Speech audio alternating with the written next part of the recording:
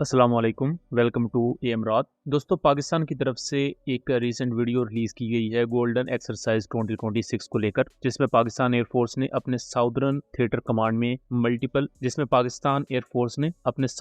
Command में एक comprehensive exercise conduct की है। ये एक्सरसाइज अपने एरिया के लिहाज से बहुत ज़्यादा अहम है, प्लस इसमें जो पाकिस्तान एयरफोर्स ने कुछ चीज़ें क्लेम की हैं उनकी डिटेल्स इंतहाई ज़्यादा अहम रहती है, खासतौर पर फ्यूचर वॉरफेयर के कॉन्टेक्स्ट में। प्लस जो साउदर्न थिएटर कमांड है ये डायरेक्टली फेस कर रहा होता है इंडिया की एयरफोर्स को भी और इंडियन नेवी को भी। तो उस वजह से इस एक्सरसाइज का ऑफिशियल प्रोमो जो रिलीज किया गया है उसकी कुछ डिटेल्स पर आज एनालिसिस देंगे, और इसकी तमाम डिटेल्स को एक ही वीडियो में डिस्कस नहीं किया जा सकता। तमाम डिटेल्स को एक ही वीडियो में समअप करेंगे तो वीडियो बहुत ही ज्यादा लंबी हो जाएगी। तो ये पॉसिबल है कि हम कुछ डिटेल्स को या कुछ चीजों को सेकंड वीडियो में डिस्कस कर लें। सबसे पहले हमें यहाँ GF-17 थंडर ब्लॉक 3 का एक सीन देखने को मिलता है, जिसमें इसने ड्यूल इजेक्टर रैक्स पर PL-15 long BVR missiles carry किए हुए हैं and PL-10 high off boresight missile को कैरी किया हुआ है। इस गोल्डन ईगल एक्सरसाइज में जो साउदर्न थिएटर कमांड में चीजें कंडक्ट की गई, जिन चीजों को पाकिस्तान एयरफोर्स ने वैलिडेट किया है साउदर्न थिएटर कमांड में, उनमें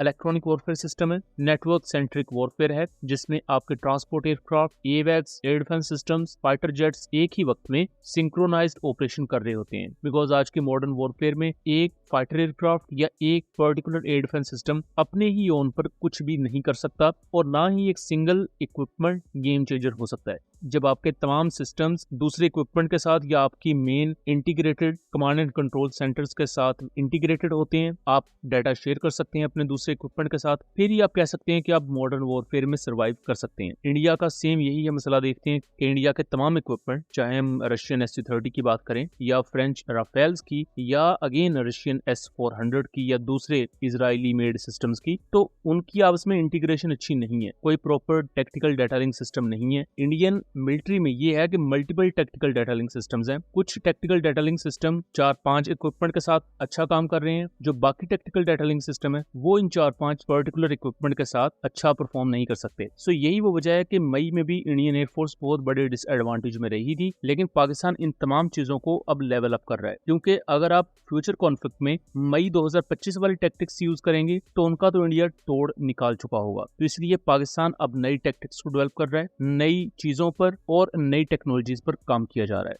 इसके साथ साथ रिपोर्ट्स ये भी हैं कि चूंकि साउदर्न कमांड में समुद्री एरिया भी आता है और पाकिस्तान एयरफोर्स के फाइटर जेट्स जो एंटी शिप मिशंस परफॉर्म करते हैं वो इस साउदर्न कमांड में ही डिप्लॉय होते हैं, यानी कि नंबर 8 स्क्वाड्रन हैदर्स, जिसके पास GF-17 थंडर ब्लॉक 3 है, और करंटली आई बिलीव एक मिराज का स्क्वाड्रन है। तो यहाँ कुछ मॉक एरियल स्ट्राइक्स भी कंडक्ट की गई हैं, जिनमें GF-17 थंडर्स ने CM-400 AKG का यूज करते हुए कुछ मॉक नेवल टारगेट्स को डिस्ट्रॉय किया। तो ये बेसिकली तैयारी थी इंडिया के एयरक्राफ्ट करियर के खिलाफ मुख्तलिफ मैनूवर्स परफॉर्म करते हुए और इंडिया के बैटल करियर ग्रुप के एयर डिफेंस सिस्टम से बचते हुए इंडिया के प्राइम टारगेट्स को हिट करने की। इसके बाद पाकिस्तान की नेटवर्क सेंट्रिक वॉरफेयर कैपेबिलिटीज का एक बेसिक ओवरले दिखाया जाता है, एक बेसिक इलस्ट्रेशन उसकी दिखाई जाती है, जिसमें हम पाकिस्तान के मल्टीपल एयर डिफेंस सिस्टम और रेडार सिस्टम्स को देख सकते हैं। अब यहाँ हमें TPS-77, YLC-18, YLC-8E stealth radar, then sky guard tactical data link system, ये बेसिकली पाकिस्तान का जो लिंक 17 है उसकी ही अपग्रेडेड फॉर्म को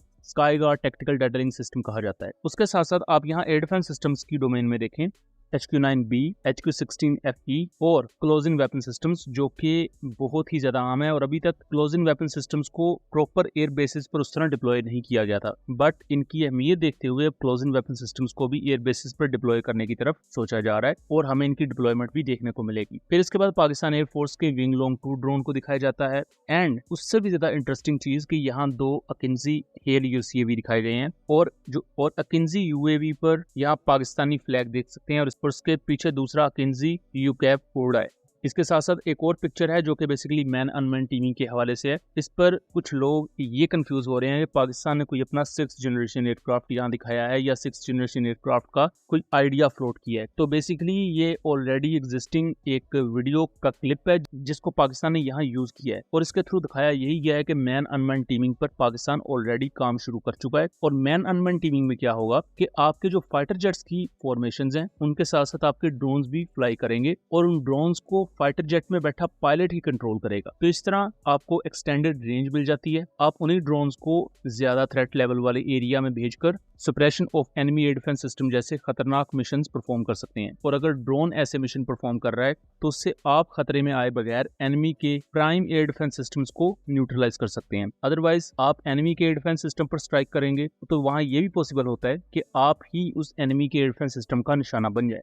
तो यहाँ आई बिलीव सबसे ज्यादा जो फोकस किया जा रहा है वो साउदर्न एयर कमांड को लेकर है, बिकॉज इससे पहले जो हम ज्यादा इंटेंसिटी देखते रहे हैं जंगों की वो कश्मीर वाले रीजन पर है। बट अब इंडिया डायरेक्टली अपनी एयरफोर्स या आर्मी को यूज करने की बजाय अपनी नेवी को यूज कर सकता है और उसके काफी ज्यादा चांसेस एग्जिस्ट करते हैं, बिकॉज इंडिया को भी लगता है कि उनकी चूंकि नेवी ज्यादा स्ट्रॉन्ग है या तादाद वाइज बहुत बड़ी है पाकिस्तान नेवी से, तो वहां इंडियन नेवी डोमिनेट कर पाएगी या पाकिस्तान के खिलाफ कोई ब्लॉकेड क्रिएट कर देगी, जिससे पाकिस्तान की ट्रेड भी रुक जाएगी, प्लस पाकिस्तान को मिलिटरी डैमेजेस भी पहुंचाए जा सकेंगे। तो पाकिस्तान अब उस नए खतरे को काउंटर करने के लिए इन एक्सरसाइजेस को कंडक्ट कर रही है। और यहाँ network centric warfare man unmanned teeming इस वजह से भी अहम हो जाती है बिकॉज यहाँ पाकिस्तान एयरफोर्स दूसरी तरफ पाकिस्तान नेवी है, जबकि उसके मुकाबले में डायरेक्टली इंडियन नेवी और इंडियन एयरफोर्स है, प्लस इंडिया का नेवल एयर आर्म भी काफी ज्यादा स्ट्रॉन्ग है as compared to Pakistan navy का नेवल एयर आर्म। तो इन तमाम चीजों को देखते हुए पाकिस्तान एयरफोर्स अपनी तैयारी कर रही है और इसमें सबसे अहम चीज ये है कि पाकिस्तान एयरफोर्स अपने तमाम एसेट्स को मोबिलाइज कर रही है और उनका एक पर्टिकुलर रोल है जो उस बड़ी पिक्चर में अपना अपना रोल परफॉर्म कर रहे हैं और फिर उससे डिजायर्ड रिजल्ट्स हमें निकलते हुए नजर आते हैं। तो दोस्तों ये था एक एनालिसिस, उम्मीद करता हूँ चीजें क्लियर रही होंगी। वीडियो पसंद आई हो तो इसे ज्यादा से ज्यादा शेयर कीजिएगा ताकि इस तरह की मजीद इन्फॉर्मेटिव वीडियोस हम आपके लिए लेकर आ सकें। मिलेंगे अगली वीडियो में, तब तक के लिए अल्लाह हाफिज।